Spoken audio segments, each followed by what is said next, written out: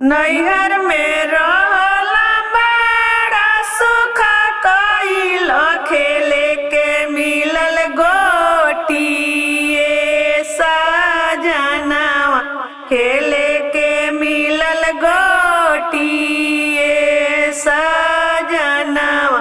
ससुरा में आइला बड़ा दुख कइल बेले के मिलल रोटी सजनवा बेले के मिलल रोटी सजनवा गहुआ के रोटिया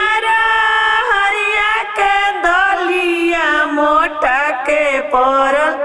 पेटिए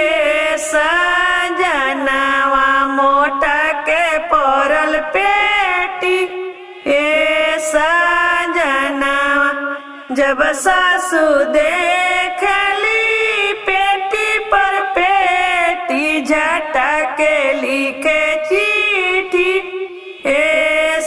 सजनवा झटा के लिखे चिट्ठी सजनवा चिठिया बचत पिया मन मुसु कइले साहेब से मंगले छुट्टी सजनवा साहेब से मंगले छुट्टी सजनवा चले के अपना घरे